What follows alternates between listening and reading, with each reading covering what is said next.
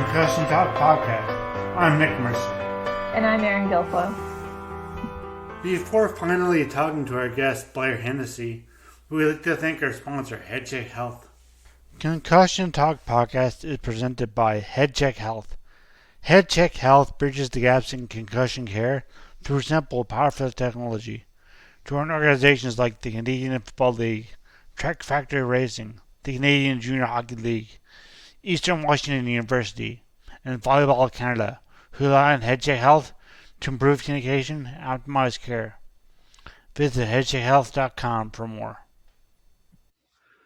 Okay, we're recording. Hopefully you're recording now. This is the first time I've used Zoom to record this, but it looks like it says recording. And I'm talking to Aaron and I are talking to Blair Hennessey. And Blair and I were actually supposed to meet last year before this pandemic and maybe before the snowstorm, maybe. I'm not sure. Was. Yeah. And there's a big snowstorm here in January. There's a huge snowstorm. And the shut down the city for a week in January of 2020. Then in March of 2020, everything shut down across the world. So it's great to have Blair found out. We're supposed to meet at Quintanas, which is actually just there last night. Had a Cinco de Mayo chicken mole, which was fantastic. Yeah. Anyway, it's not an ad. It's not an ad for that place, but the place should be because that place is awesome. But Blair Hennessey, nice to meet you finally, and in person except for on Instagram we met. And have you met Aaron before? Aaron's on the Newfoundland Ranger Association. We have each other on Instagram, and I think I don't know if we've conversated because I've done some school projects and I've sent them to NLBIA, so I don't know if any of those were seen by you or not. I don't think I got them yet, but I'll send you the new email address because I might have just gone to the wrong one. Yeah. You have a new one?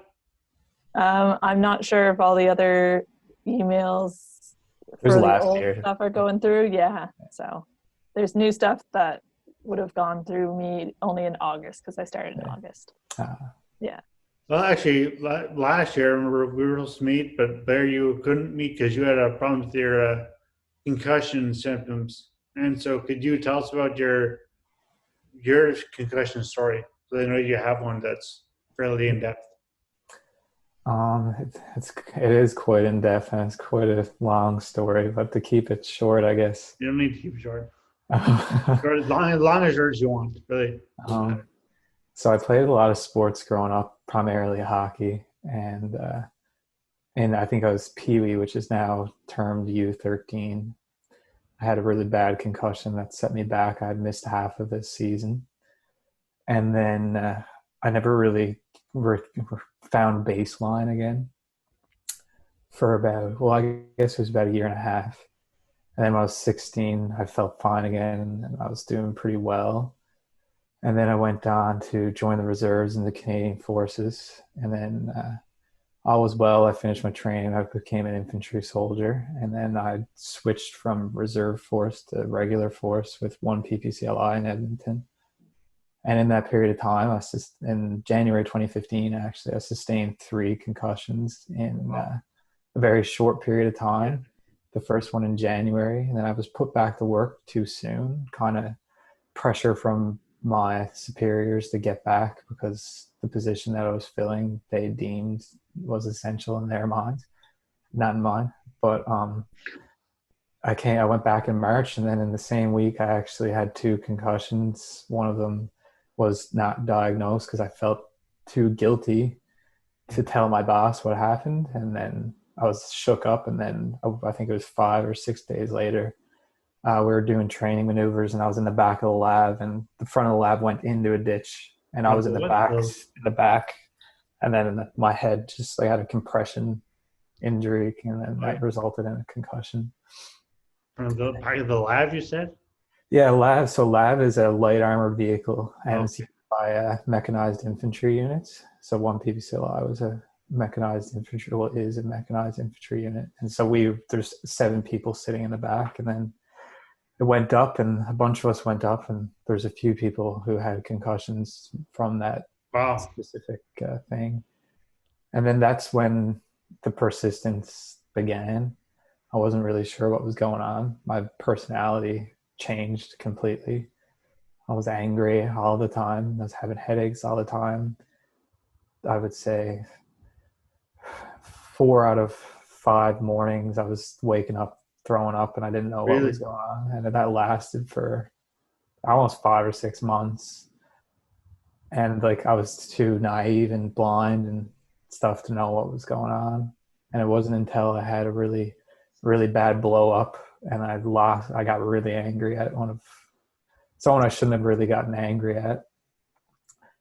And fortunately, he didn't go the route that most people do in the military. He actually told me, he's like, you need to get this sorted out, dude. Like, everyone's seeing you change. And we've noticed, like, you're not you. And I started getting help. It didn't really go the way it needed to go, unfortunately. But I think we're getting there. That's good, yeah. And then when I moved back to Newfoundland, I met Kim Furlong. Right, yes. And, they're on last year. Yeah, last year.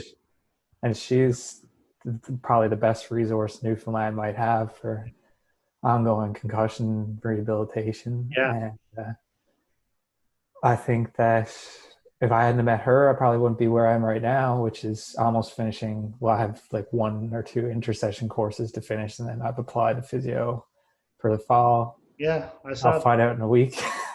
Oh, well, this will be out. Actually, this will be out after you find out. So hopefully it's happy to. Good news, then we'll find out. We'll let people know. As if it's bad, I shouldn't say anything because then if it's bad news, then people know it's bad news. So I've kind of showed my hand there, but or show your hand, really. Yeah. But so what you're big? You did just complete Memorial University of Newfoundland. You just completed your program there. So the way it worked for me is, I did my program really slowly. So I started online with like 1 course, and I did 2 courses online, and I did 1 in person once my capabilities were increased. So I switched from kinesiology last fall. Well, I guess it's a year and a half ago. Yeah. I switched from kinesiology to therapeutic recreation so I could graduate earlier. So I had to do these 2 intercession courses, 2 from May 10th to June 20th, and then I'm finished. Okay, yes, because you mentioned that you had festival May 10th. I thought you started physio school in the fall, but yeah, find that out later. Yeah.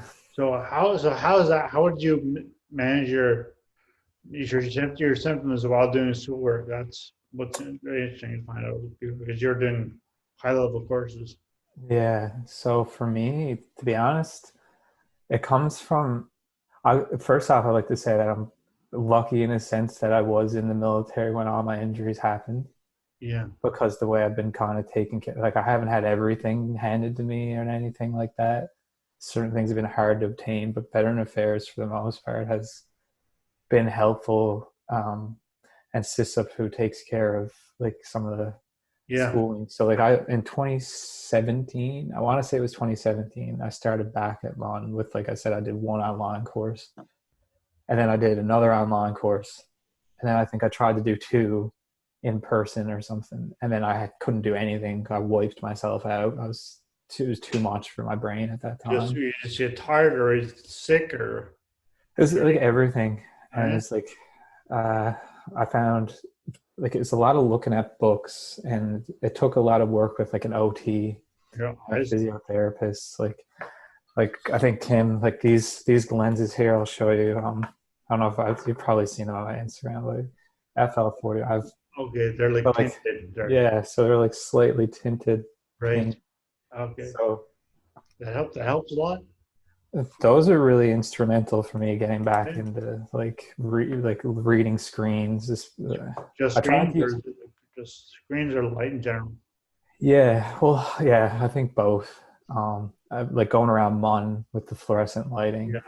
That's something I've harassed everybody I can harass at Memorial University about fluorescent lighting.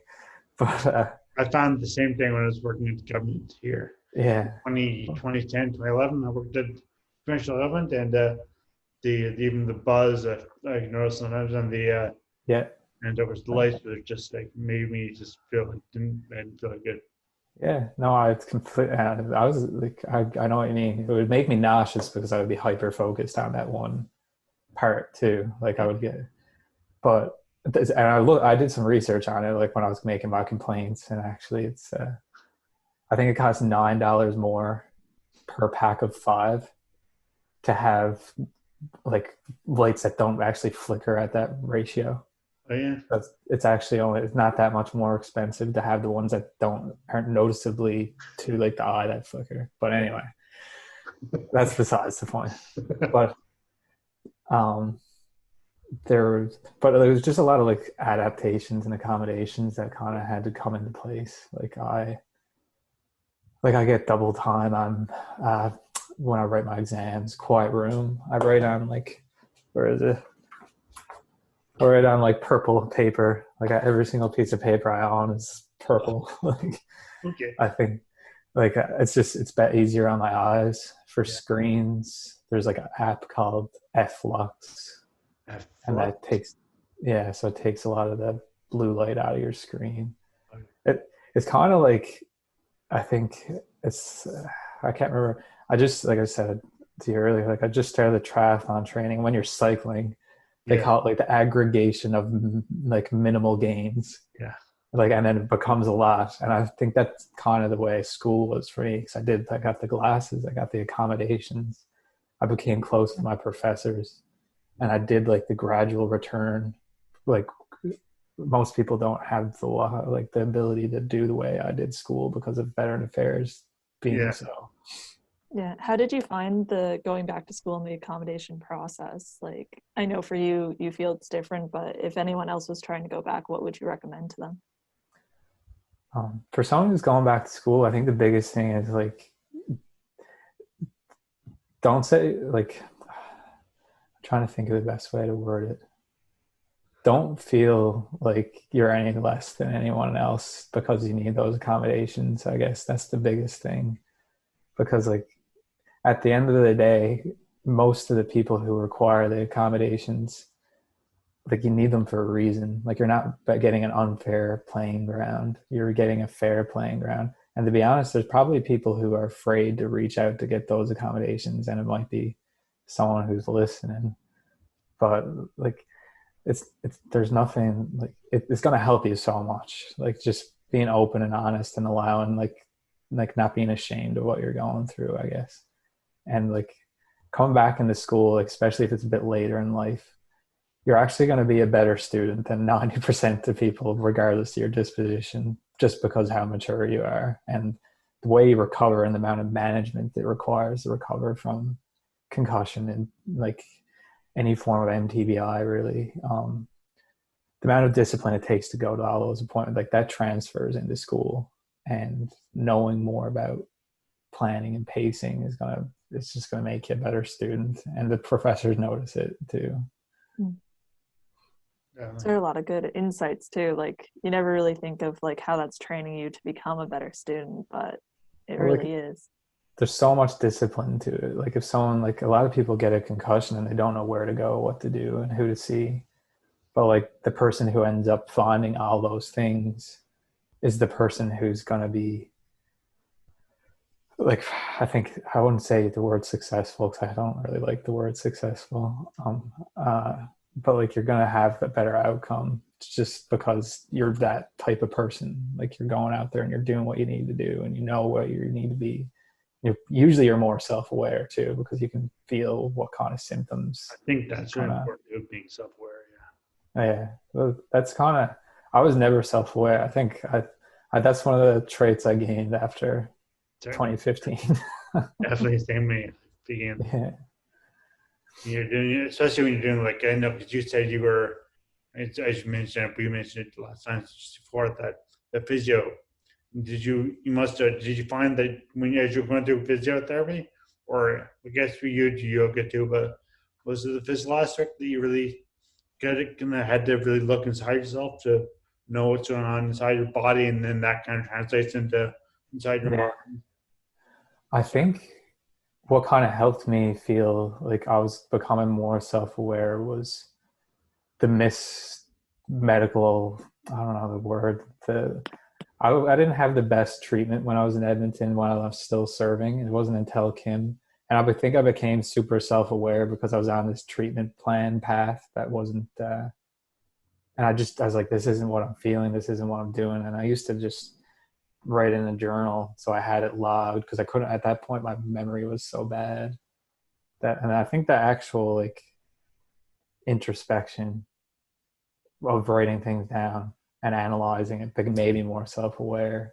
And then when I started seeing Kim here, like it all kind of like started clicking, and then like it would be very much like, how do you feel on this day? What did this make you feel? And when I started doing like the sub-threshold like exercise and stuff like that with Kim, like that kind of makes you become self-aware, because like you're at like 120 beats per minute, and like, you know, you kind of got to know, is this going to be too much? Is this going to be too little? And you kind of got to, did I sleep well enough last night to go above that? Or it's not the same every day. It is dynamic. Yeah, it changes every single day. Yeah. So sorry, I don't know if Aaron wanted to say something, but when did you start with Kim? Because I had Kim on this program last April or May. We were hoping for the summer to do some cycling in the summer, but summer was pretty, not happening. Kim's one of the busiest people I think I know. Yeah, no. I think I want to say it was October of 2018. I could be wrong, but I want to say it was October 2018 because I've released from the military May 2018. So yeah, that's when I met her. And like when I remember going into NL Balance and Dizziness, and like I used to need like a weighted blanket. They're great. Like everything's closed down, like they had the lights off, like no noise. I used to turn the music off for everyone else, and I was hypersensitive to everything. Right. Like I was in tough place, and I give a lot of credit to Kim and everyone in there for. I'm not recovered or anything. I'm probably on a scale of 1 to 10. I'm at 7.8. That's what I don't know if I'll get past that, but that's pretty good compared to where I went in there. Yeah, no, I was in there. I've been there a few times, but like it started after I was injured in 03, so started a lot later than that. And but at first, a few times I went to see Kim and my physio, Jen Shears. I don't know if you know Jen Shears, but she was my physio, and I was injured in 04 is when I just started with her. I started with Grant Snedden before that, who's also an awesome physio at the Miller Center. Yeah. And then Jen Shears at the Miller Center outpatient, and Penny Power, and at the outpatient, and Jen Shears at the hospital. But I saw Kim obviously a few times as well as Jen. But so what exercises do you normally, without getting into too much too invasive for privacy, but what type of exercises did you do with Kim? Well, initially it didn't look like a whole lot. I had an ongoing knee problems as well, so I started out on like a recumbent bike.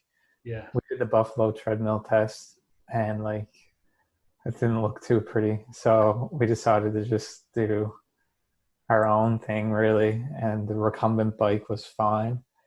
And then I had my knee surgery a year later, and then through that I started biking more for rehabilitation, and then graduated to cycling on a stationary cycle. And then I started walking a bit more, like I got out with the dog more, and a lot of my balance was starting to come back. So we started doing like VOMs, like the vestibular ocular motor system, like visual training. And that helped me a lot. I used to, like, when things would pass my field of view like that and like this, I would get stomach sick and sometimes vomit. And now like this doesn't bother me, but it's things going vertically. Yeah, like things going one way this way. Like scrolling Netflix. Like if you're looking for like I'll still get stomach sick. So I need to work on that still. Or watch less Netflix. Yeah, I find myself listening more than watching. I Yeah. think it's kind of hard to watch TV, especially hockey. I'm a big hockey fan. Oh yeah. It's all like, I'm more of a listener than a watcher. What about like, do you watch like tennis at all? Is that your thing? No, I wouldn't be able to do that one. No. That's- Well, that's that'd a- probably be because they're yeah, making I us just think anyone would be dizzy watching that. yeah. That's right, that's right. Um, but yeah, we carried on with that, and things graduated. Like I was kind of plateaued at about I increased my threshold to like 145. I was kind of plateaued there.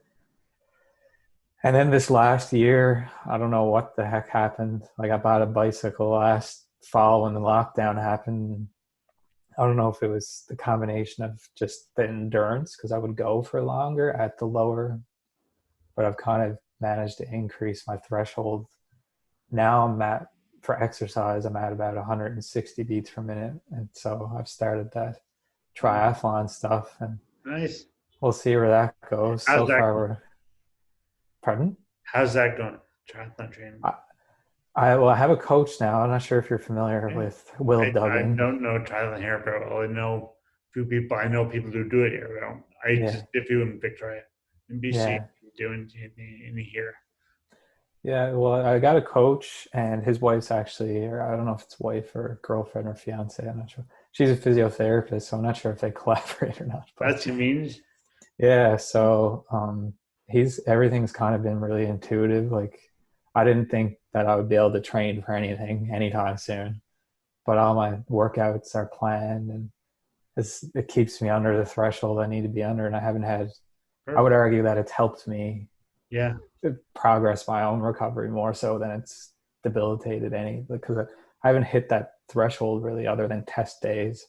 Right. Then the test days, the 2 days later, I'm not really doing anything. I'm able to recover the way I need to recover. So it's kind of it's been I think it's been helpful if anything. Do you find your balance on the bike? Because that's one reason I didn't get back on the bike because my bounce I'd be over on the side in 2 seconds.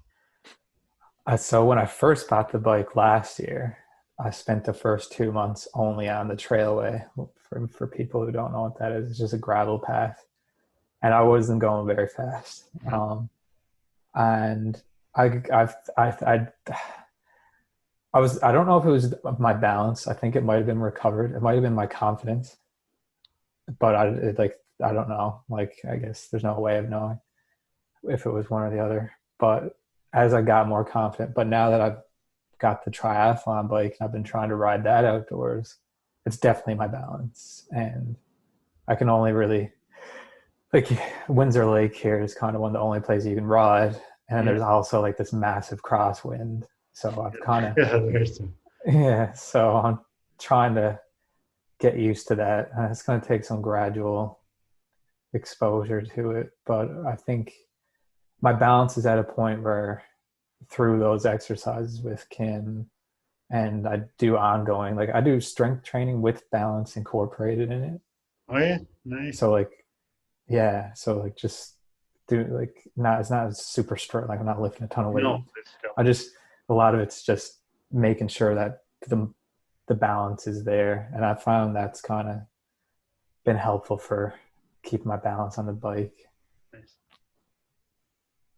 In terms of going through this and like your training and all that and wanting to go into physiotherapy, like do you think your concussion was truly the inspiration for that? Could you have seen yourself ever going into this field otherwise? Well, when I was a kid, I don't know, I was probably 5 and 6, and I used to always tell my parents I wanted to play hockey in college and be a physiotherapist. Mm-hmm. And then that disappeared at like 9 years old, and then I want to be an army guy. And so that kind of went down the back burner as an 8-year-old. I forgot about it, I guess. And when I had these concussions and this kind of journey, like that's all I wanted to be. And it's kind of like that's my main prerogative since I finished. It was the mistreatment of my concussion. It wasn't the concussion itself. It was just like I saw a physiotherapist a day later. he had no idea what to do, what to tell me. He was like, no offense to the guy, but it was just I'm not even gonna get into it. Yeah, He didn't know what he was doing. The medical team didn't understand what they were doing. My bosses didn't understand what they were doing.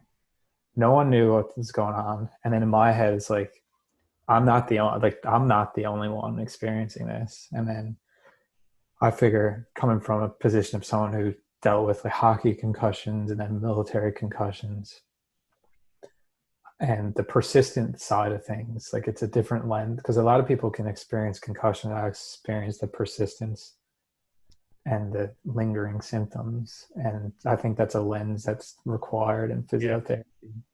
Because like I'm not gonna, like Molly and Natasha, I'm not gonna go into anything else other than that, but with working with them, like as like I'm not gonna try to say it, but like working with them has kind of been, I've seen that concussion lasts and presents in so many ways, and unless you've really had the persistence, you don't get it, because like it can just look like, just do more, just why aren't you doing this, why? But like there's just so much more to it that there needs to be more people in the field who just get it.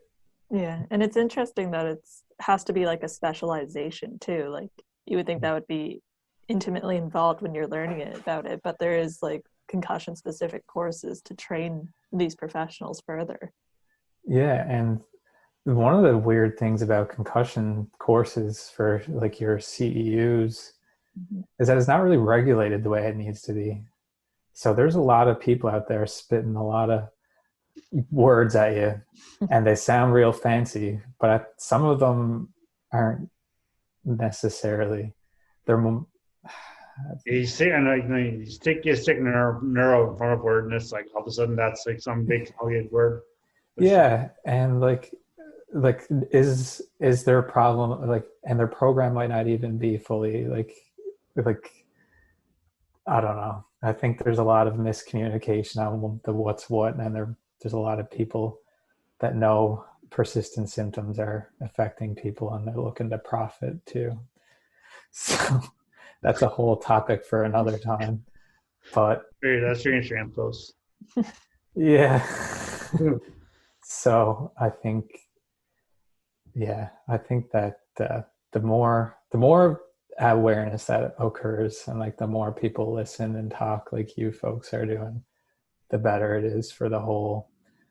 As like, especially there's a lot of concussion clinics that have a 6-hour CEU as their accreditation, and that's just simply not enough.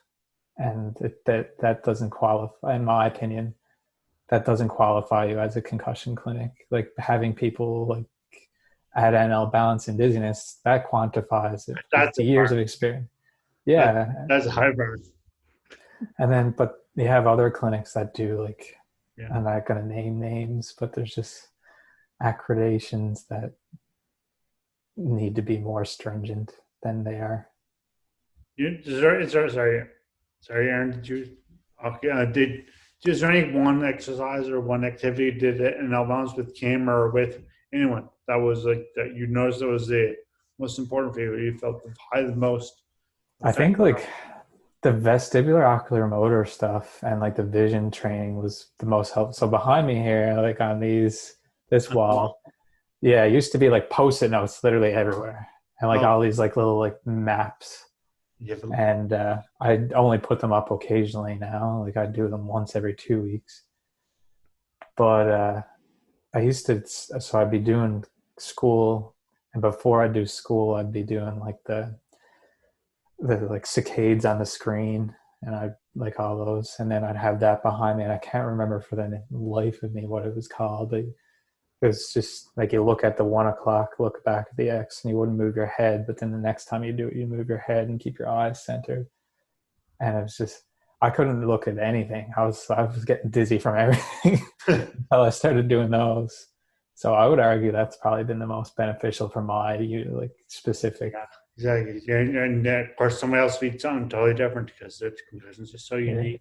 Yeah, precisely. But and for the aerobic side of things, I would say like the bicycle, like whether it was a recumbent bike, a stationary bike, or like now on a road bike and stuff, that's been the best.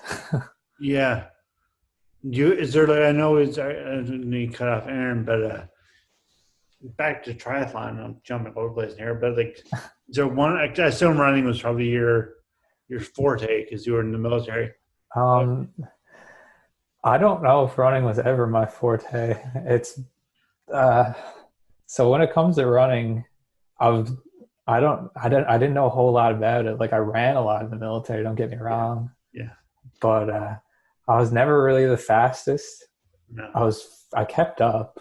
Yeah. Like I was never last. I was always like the second or third person, but I didn't know how to run. I still don't know how to run. I'm waiting for COVID to end to get a proper coach. Maybe when I go for physio school, if I get in, Yeah. I'll find one. But that was the hardest one for me to get into post concussion. Like here, and it was only July last year that I started that. Like I did a few runs and I flared my symptoms up in May or March last year, and I've kind of flared myself up pretty good, and I kind of had to start walk running, and now I'm getting better. I'm starting to get faster. I'm starting to go for longer, but swimming's been the best one for me. Yeah. Because I'm swimming in about an hour and a bit in the pool in Decker. So yeah, if you're heading there, and then I'll see you there. But yeah. Oh, well, I was actually funny because I was looking into like how swimming helped you, like because like there's like the diving reflex, which hits your like when your vagus nerve stimulated in a certain way, like it actually activates your parasympathetic. And I've been like wondering how much that's been able to help me with my school, because like I'd go swim and I'd be doing school afterwards, and all of a sudden I was having more ability to like I was doing real good. Like I was able to like type for like a while, and like so I always wondered when I started that last August, has that been a factor? Because like it's so calming, and I don't know. Yeah. It's be a curious case study, I think. It's relatively low impact too, like swimming. Yeah. When you're doing it, even though you're working out all of you, like it's still not as harsh on your body as running or cycling or any of that. So. Yeah. It's like recovery.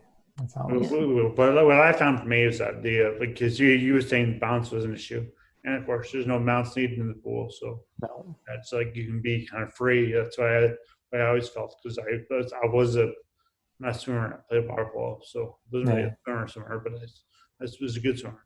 Yeah. But so it felt so freeing just to be in the water and no restrictions on bounce or where you're gonna fall and break an ankle or something like that. So. I think I haven't had an opportunity to do a whole lot of open water swimming, but well, you're welcome to join us this summer. Oh yeah, I'd say I'll be out more than I should be. My coach will be trying to reel me in. we go out like at 6 a.m.